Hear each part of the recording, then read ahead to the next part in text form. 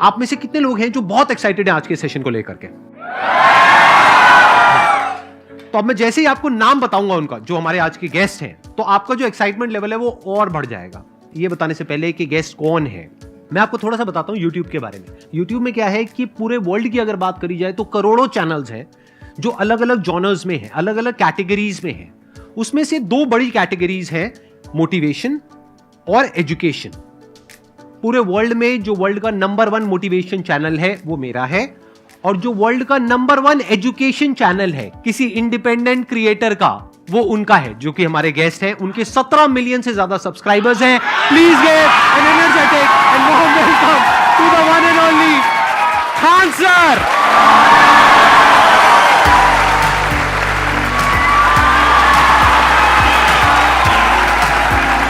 क्या हाल चाल जी, कैसे हैं आप?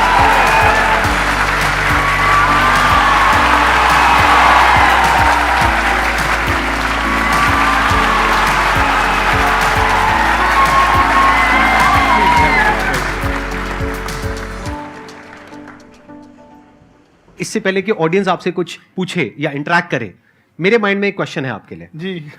जो बच्चे हैं वो आपके इतने दीवाने क्यों हैं, इतने पागल क्यों हैं आपके पीछे? मतलब मेरे कमेंट सेक्शन में भरा पड़ा था, खान सर कब आएंगे, खान सर कब आएंगे। मतलब ऐसा क्या जादू कर दिया आपने बच्चों के ऊपर?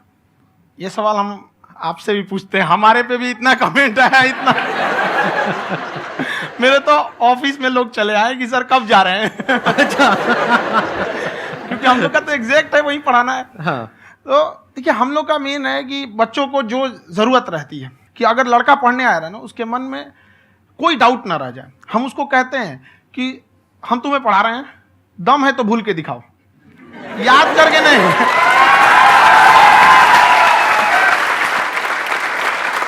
प्लस आप जिस प्राइस पॉइंट पे पढ़ा रहे हैं, आई थिंक वो सबसे कम है, वो बहुत ही कम है। सर, ये जो फीस का कल्चर है, ये हमारा इंडियन कल्चर नहीं है। हमारा इंडियन कल्चर गुरु दक्षिणा है, उस हिसाब से वो सही है। ऑक्सीजन जैसे जिंदगी के लिए जरूरी है, वैसे एजुकेशन जरूरी है। कोई ये नहीं कह सकता है कि पैसे की वजह से वो खान सर के यहां से लौट गया। क्या बात है।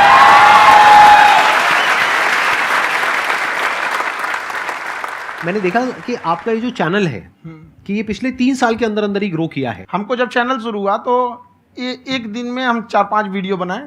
एक हमको कुछ आता, आज भी नहीं आता इतना, तो हम देख के कैमरा उमरा तो हम कंफ्यूज हो गए, बाप रे। तो हम एक ही दिन में वीडियो शूट किया, पढ़ाने वाला टॉपिक था हमको। उसके बाद कभी वीडियो ही नहीं, 6-7 वीडियो एक ही बार शूट कर लिए। और एक जो थे जिनका कैमरा वगैरह था, मेरे पास कैमरे भी नहीं थे उस टाइम, और कैमरा 35,000 का था, तो 6 महीना इसी में लग गया। जो 35,000 इसी में फंस जाएगा।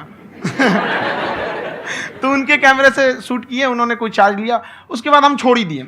लॉकडाउन लगा, तब हम कहें आप कैसे पढ़ाएंगे, वो तो 1 दिन 2 दिन करते करते अचानक लंबा हो गया। तब हमको याद आया कि ओहो, मेरा एक चैनल भी है वहाँ पे। तो उस समय उस पर लगभग 30,000 सब्सक्राइबर हो चुके थे।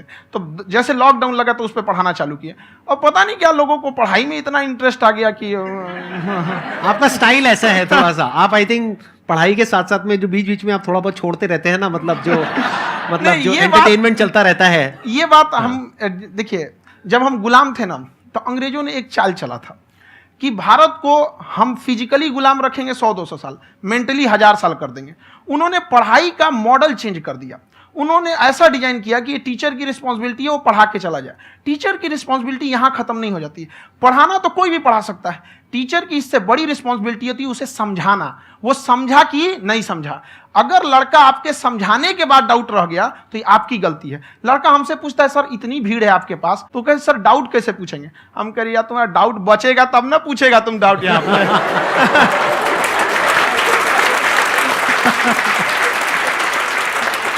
कॉन्फिडेंस नेक्स्ट लेवल है खान सर का, मानना पड़ेगा। और शायद यही वजह है इनकी जो ग्रोथ है उसका।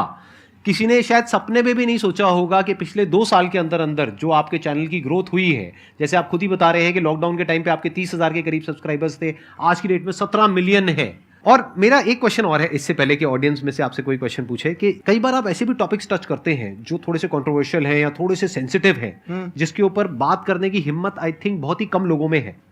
तो आपको कभी ये नहीं लगता है कि कहीं ज्यादा तो नहीं हो रहा है, इसको थोड़ा रोक देते हैं, थोड़ा कम कर देते हैं? क्योंकि कोई लाइन ही नहीं है वैसे तो बोलने को, तो आप कुछ भी बोल दो, कितना भी बोल दो। हुई है कंट्रोवर्सी बहुत बार। एक्चुअली बचपन से हमको फौज में जाना था, और फौज वालों के लिए ये सब मायने नहीं रखता। उसको करना है मतलब करना है, तुम सामने कुछ भी रहो, डजंट मैटर।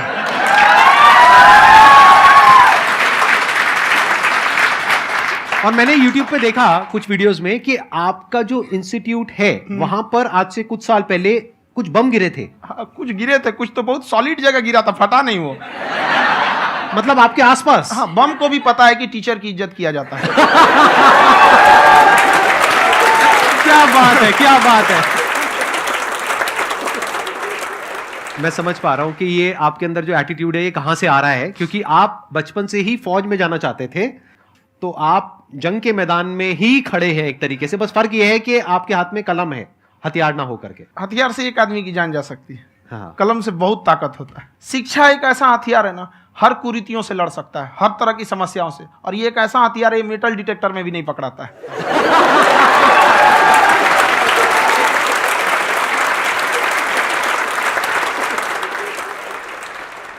मेरा क्वेश्चन ये है कि अभी प्राइवेट ऑर्गेनाइजेशंस में पीटने का, पनिशमेंट का ये सिस्टम जो है खत्म हो गया है। हम आपके वीडियो में देखे हैं सर कि आप एक बड़ा सा रोल रखे रहते हैं, पुलिस है ना? वाला लाठी है वो, पुलिस वाला लाठी है, और स्टेज पे बुला के बच्चों को उसी से धुनाई शुरू कर देते हैं मस्त एकदम से, है ना?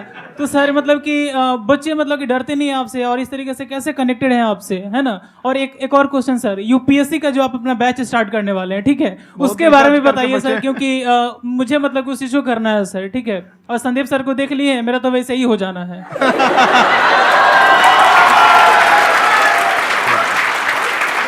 क्या हो जाना है? मेरा पूरा कंप्लीट करो। I'll be an IAS officer next year because I have seen you, sir. My day is like complete, sir. All the best. Thank you so much, sir. Thank you. पूरा बोला करो। हाँ। Thank you. देखिए, लड़कों को जहां तक पीटने की बात है, जब पढ़ाने की बात आएगी तो उसको हम पूरे बेहतरीन ढंग से पढ़ाएंगे। लेकिन जब सजा देने की बात आएगी ना, तो वो भी बेहतरीन ढंग से होगा। ऐसा थोड़ी होगा कि बस एक ही चीज बेहतरीन ढंग से होगा। और डर का होना बहुत जरूरी है। ये डर भी अपने आप में एक मोटिवेशन है, क्योंकि जब आपके अंदर एक थोड़ा सा डर रहे ना, तो डर के भागिए मत। एक ऐसा डर जिसको आप लगे कि नहीं नहीं थोड़ा सा और करने की जरूरत है, फिर तो ये हम इसको क्रॉस कर जाएंगे यहाँ पर। तो लड़कों के अंदर ये डर बनाना भी जरूरी रहता है। और रही बात यूपीएससी वाले की, जो आपने बोला, बहुत सारे लड़के वेट कर रहे हैं यूपीएससी की, क्योंकि 2-2.5 लाख फीस सारे लोग एफोर्ड नहीं कर सकते। और हमारा वही रहता है, हम तो ज्यादातर हमारे स्टूडेंट देखेंगे तो किसी के रिक्शा वाला, सब्जी वाला, यही लोग, इनको तो 2.5 लाख रुपया, इनके पास पूरी संपत्ति नहीं होती है, फीस कहाँ से भरेंगे वहां पे, उसके बाद रहेंगे कहाँ से? तो ऑल ओवर इंडिया से, कश्मीर से कन्याकुमारी तक, गरीब से गरीब भी लड़का उसको पढ़ सकता है। यही कुछ 1000 रुपये मंथली, 12-14 हजार साल का पड़ेगा, खत्म हो जाएगा इतना में।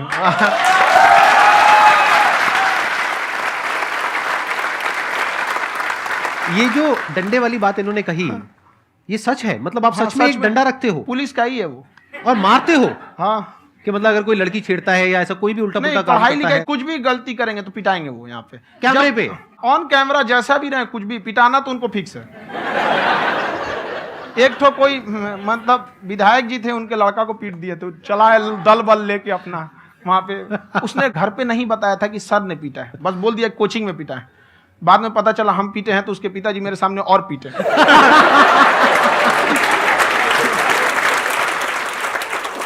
सर आपका सबसे बड़ा डर क्या है, आप दोनों का? फौजी को डरे नहीं लगता है, बाकी अफसर से पूछिए। आज के सेशन से पहले कोई डर नहीं था, लेकिन अब मुझे इनकी डंडे वाली कहानियां सुन करके डर लग रहा है कि कहीं मैंने गलती से कुछ बोल दिया अरे ऐसा और नहीं, इन्होंने कहीं पीछे कुछ रखा हुआ है, और यहीं आ करके अगर इन्होंने मेरी पिटाई कर दी तो बहुत बुरा हो जाएगा। तो इसलिए हमको थोड़ा डर लग रहा है।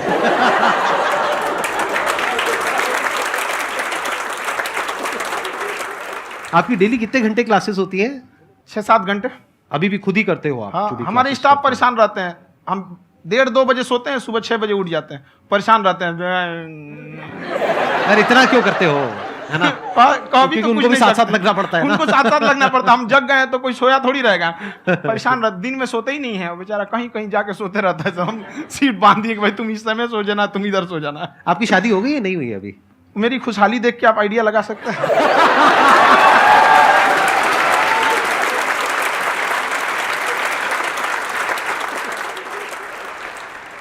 First of all I would like to say sir thank you so much to you and to your team कि आपने मुझे यहाँ आने का मौका दिया।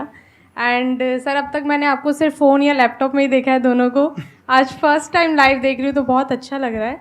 तो मेरा क्वेश्चन ये है सर आपसे, जब हम लाइफ में कोई डिसीज़न लेते हैं कि हमें ये पर्टिकुलर चीज़ करनी है, और क्योंकि हम डिसीजन लेते हैं तो हमारी आदत है कि पहले हम 4 लोगों से पूछते हैं कि तू बता तेरी क्या राय है, तू बता तेरी क्या राय है। तो उनमें से अगर कोई हमें कह देता है कि ये बेकार डिसीजन है मत कर, तो हमारा माइंड कहीं ना कहीं डाइवर्ट होने लगता है और उसकी वजह से हम अपना डिसीजन चेंज कर देते हैं। तो मेरा क्वेश्चन ये है कि कैसे हम अपने डिसीजन पे स्टिक रहे, कैसे हम जो दूसरे के ओपिनियन है उनको अफेक्ट ना होने दें अपने ऊपर। दूसरे से सलाह लेने से पहले एक बार खुद उस पर रिसर्च कर लेना चाहिए, ताकि आप सामने वाला क्या सलाह दे रहा है आपको समझ में आना चाहिए। यहाँ पर ऐसा नहीं है कि कई बार ऐसे होते हैं कि दूसरे वाले को एक्सपीरियंस होता है, तो अगर आपको पहले से आइडिया है, उसके बारे में आप बेहतरीन ढंग से रिसर्च किए हैं कि क्या इसमें प्लस पॉइंट है क्या निगेटिव है, उसके बाद आप किसी से सलाह लेने जाइए। ये नहीं कि मन में आया सीधा बता गड़बड़ा जाएगा। तो वहाँ पे पहले आपको R&D करना पड़ता है, समझ में आया कि नहीं। और जिंदगी हो या गाड़ी, जीतेगा वही जो टाइम पे गियर चेंज कर रहा है। तो डिसीजन चेंज करना बहुत ज़्यादा गलत नहीं है।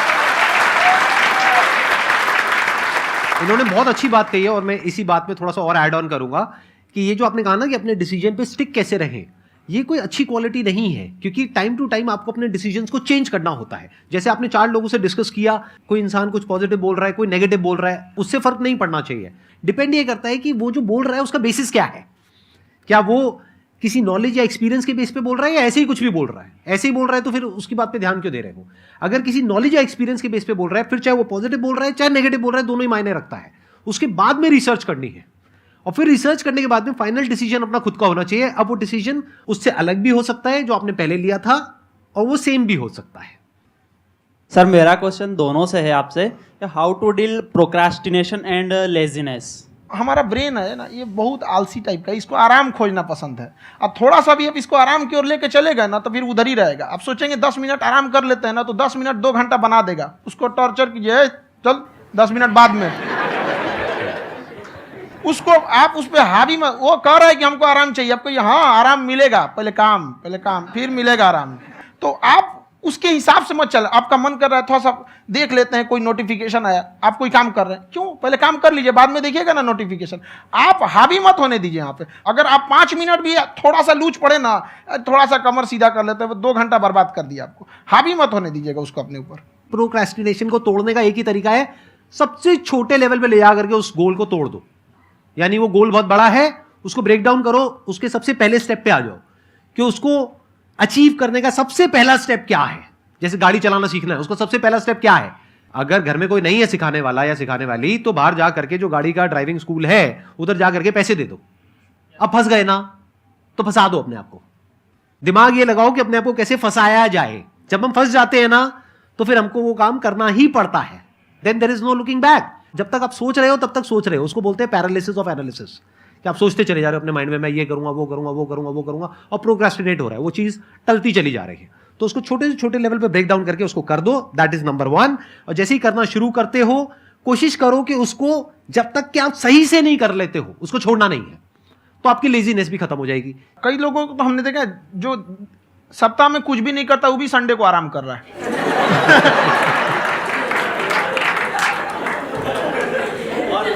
वैसे कहा भी जाता है कि अगर कोई काम आपको करवाना है ना तो ऐसे किसी इंसान को दो जो बिजी है। हाँ। ऐसे आदमी को मत दो जो खाली है। ये परफेक्ट एग्जाम।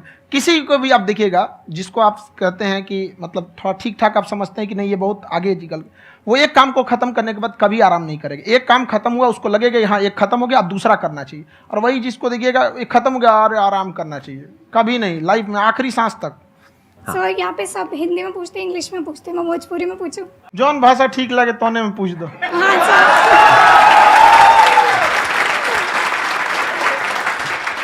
सर ये पूछे के चाहते नहीं कि जैसे हमने के पढ़ाई करे नहीं सर, तो कभी कभी डेली टारगेट्स जो होला वो कंप्लीट ना होला।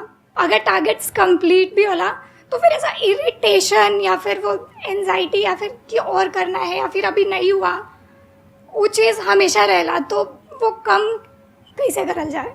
देखिए टारगेट्स को ना हम लोग को एक अपने हिसाब से पहले फिट करना चाहिए। ऐसा नहीं कि दूसरे किसी इंसान को देख के हम टारगेट फिट कर ले। कोई लड़का 8 घंटा पढ़ रहा है, कोई पहली बार अभी पढ़ना ही चालू किया, उसको देख के 8 घंटा पढ़ेगा तो पढ़ाई छोड़ देगा। तो आप अपनी क्षमता के हिसाब से देखिए कि आप कितना पढ़ सकते हैं। अगर आपने एक घंटे को बना लिया कि हम 1 घंटा पढ़ सकते हैं, अगले 1 हफ्ते तक उसको सस्टेन रखिए। जिम में कैसे करते हैं लोग, पहले दिन उठा लीजिएगा 1 कुंटल तो हार्ट अटैक हो जाएगा। तो वो धीरे धीरे टारगेट सेट कीजिए और अपनी क्षमता को भी देखिए। हर इंसान की क्षमता अलग है। कंगारू को देख के हाथी छलांग मारेगा, पैर तोड़ के बैठ जाएगा।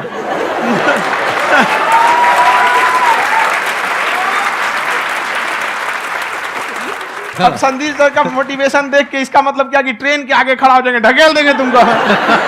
हालांकि ऐसा कर देते हैं, लेकिन ऐसा करिएगा लोग नहीं, क्षमता पता होना चाहिए। आपके अंदर एंजाइटी हो रही है कि मैंने कर तो लिया है। आप ये नहीं कह रहे कि मैंने कुछ भी नहीं किया है फिर मेरे को एंजाइटी हो रही है। आप ये कह रहे हो मैंने काफी कुछ कर लिया है फिर भी एंजाइटी हो रही है कि कहीं कुछ छूट तो नहीं गया है। तो बेसिकली आपको ये देखना है कि अगर आपके अंदर ये एंजाइटी हो रही है, that means you are a very good student. आप एक अच्छे स्टूडेंट हो। क्यों? क्योंकि बहुत सारे स्टूडेंट्स तो ऐसे हैं उनको पढ़ने के नाम से एंजाइटी होती है। तो आपको एंजाइटी हो रही है कि मैंने पढ़ लिया, दिन में मानो 8 घंटे का आपने टारगेट सेट किया और 6 घंटे पढ़ लिया, या मान लो 8 घंटे भी पढ़ लिया, फिर भी एंजाइटी हो रही है कि मैंने 10 घंटे नहीं पढ़ा। तो ये तो अच्छी क्वालिटी है ना, ये तो एक ब्रिलियंट स्टूडेंट की क्वालिटी है, क्योंकि एंजाइटी उसी को होती है जो केयर करता है, जिसको परवाह है, उसी की तो एंजाइटी होती है। जैसे माँ को अपने बच्चे की, जैसे एक माँ को अपने बच्चे के, जैसे एक माँ को अपने बच्चे को लेकर के एंजाइटी होती है। हंस लो मजाक उड़ा लो मेरा। कोई बात नहीं, एडिट कर देंगे इसको हम। हाँ।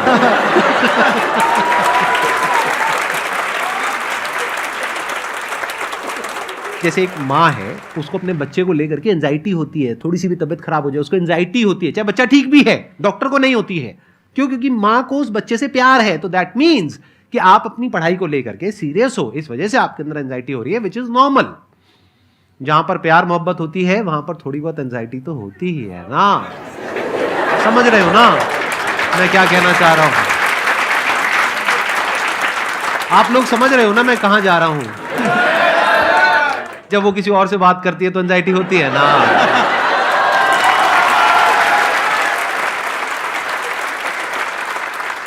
सर, आपकी स्टोरी हमने सुनी थी, तो एक टाइम आया था जब आप गंगा किनारे जाके बैठ गए थे। उस समय आपको कुछ समझ नहीं आ रहा था, तो उस समय मतलब आपने ये डिसीजन कैसे लिया कि अब आगे नहीं, यहाँ से वापस जाना है? रास्ता ही नहीं था। घर जाने के लिए एटलीस्ट 90 रुपए चाहिए थे, जेब में 40 रुपए थे। कैसे घर जाते हैं? और हम गंगा के किनारे चुपचाप बैठे बैठे हम कहें कि अब बहुत टेंशन हो गया, अब घर जाना चाहिए। रूम पे, तो किराए के रूम पे ही आदमी सारे लोग रहते। गए वहाँ पे तो रूम लॉक हो गया था। तुम खटखटाए तो ऊपर से गुस्सा से बोले जो ऑनर थे, क्या टाइम हो गया है? तुम कहे 9-10 बज रहा होगा। घड़ी देखिए तो 2 बज रहा था रात का, 2-2:30 बज गया था। वहाँ टेंशन में आप, तो होता है कई बार ऐसा समय आएगा कि लगेगा जैसे अब कुछ नहीं हो सकता है। तो इससे घबराना नहीं है। कभी कभी गुच्छे की आखिरी चाबी भी ताला खोल देती है। जो बातें आपने बताई कि घर में प्रॉब्लम्स ये तो बहुत लोगों ने फेस करी वहां पर। आप अकेले नहीं है, बहुत लोगों ने ये प्रॉब्लम्स फेस करी, बहुत तरह की प्रॉब्लम्स देखी, बहुत तरह की स्ट्रगल्स देखी, लेकिन वो सब इतने कामयाब नहीं हो पाए जितने कि आप हुए।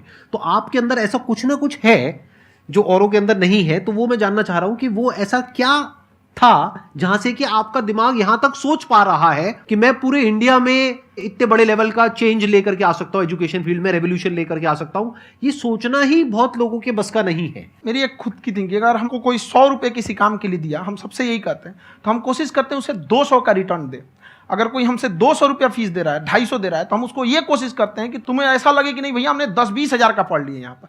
वो ईमानदारी से कभी कमी नहीं। और हमेशा अगर हम प्रॉमिस एक्स का करते हैं तो डिलीवर 4x करना चाहते हैं। ध्यान से सुनना और ध्यान से समझना इस फर्क को। अगर आप समझ पाए तो बहुत आगे जाओगे लाइफ में। एक वो होते हैं जो ये सोचते हैं कि हमें सब कुछ मिल जाए, हमें कुछ भी करना ना पड़े। दूसरी कैटेगरी होती है लोगों की जिनको जितना मिलता है उसमें भी चोरी चकारी करते हैं या कोशिश करते हैं कि उससे कम दे सामने वाले को जितना कि हमें मिल रहा है। तीसरी कैटेगरी होती है लोगों की, जो इनके जैसे लोग होते हैं। वो क्या करते हैं? वो ये सोचते हैं कि अगर मैंने किसी से 1 रुपए भी लिया, देखा जाए तो 200-250 रुपए कुछ भी नहीं होता है, 200-250 रुपए अगर मैंने लिया तो कैसे उसको 400 रुपए की वैल्यू दूं। ये जो थिंकिंग है ना, यही एक फर्क होता है एक ऐसे इंसान में जो बहुत आगे निकल जाता है और उस इंसान में जो मीडियोकर रह जाता है। आप अपने आप को अपने आप के ऊपर समय दीजिए, उसको डेवलप कीजिए। जब आप अपने आप के ऊपर खर्च करते हैं तो आने वाले समय में लोग गूगल पे आपको सर्च करते हैं। क्या बात है सर, ये आपने अभी बनाया है या ये कोई पुराना आपका वो है? बनते रहता है, इसे फ्लो में बन जाता है। आपके अंदर ना सर एक कवि छुपा हुआ है कहीं ना कहीं जो बाहर आना चाहता है। कभी ना कभी आपने सोचा होगा कुछ? कभी कभी देखिए, एक चीज है, संगत का बहुत अच्छा असर पड़ता है। ये चीज को हमेशा, संगति का मतलब लोग हल्के में ले लेते हैं। संगति का मतलब होता है संग संग गति। तो अच्छे लोग के साथ रहेंगे तो संग संग अच्छी गति होती जाएगी, खराब में रहेंगे तो ये भी होता है। बट अपने आप को थोड़ा सोचना चाहिए कि हम केवल जी के मर जाएं इसके लिए नहीं आए हैं। लोग कहते हैं कि सर नाम क्यों नहीं बताते अपना। हमारी एक ही सोच है कि जाने के बाद इस दुनिया से हमको मतलब एक चीज देना चाहते हैं स्टूडेंट्स को, कि वो याद करें कि इस पैसे की भाग दौड़ की दुनिया में हर कोई दोनों हाथ से लूटने में लगा है, खाली हाथ जाने के लिए ये सबको लगा है। तो हर कोई को ये सोचना चाहिए कि था कोई इंसान जो इतने कम फीस में इतनी शिक्षा जो महंगी थी, जो कमाने का रास्ता था, उसको भी एकदम कंपटीशन इतना कर दिया कि अब लोगों को अपनी फीस बढ़ाने में डर लगता है कि अरे यार, लड़का कमेंट करता है कि खान सर इतना ले रहे हैं आप, बहुत बड़ा टीचर हो गए।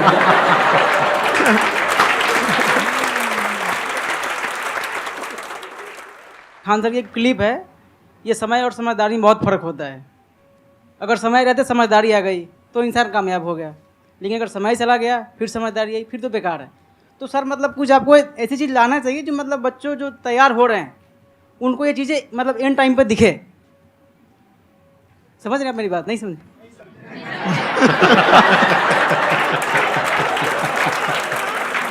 यही होता है सर का मोटिवेशन ज्यादा हो जाता है। जब आप स्ट्रगलिंग फेज में हैं तो कम से कम चीजों को अपने ऊपर खर्च कीजिए, ज्यादा से ज्यादा सीखने में खर्च कीजिए। अगर आपको राजा बनने का शौक है तो गुलाम की तरह मेहनत करना सीखिए, तब राजा बनेंगे।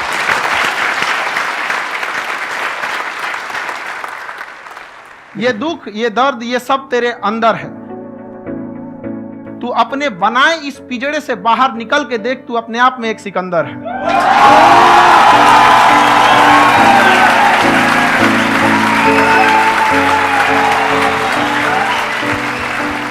Thank you so much sir for coming. बहुत मजा आया मेरे को आपके साथ में इंटरेक्ट करके। आई एम श्योर आप लोगों को भी बहुत मजा आया होगा।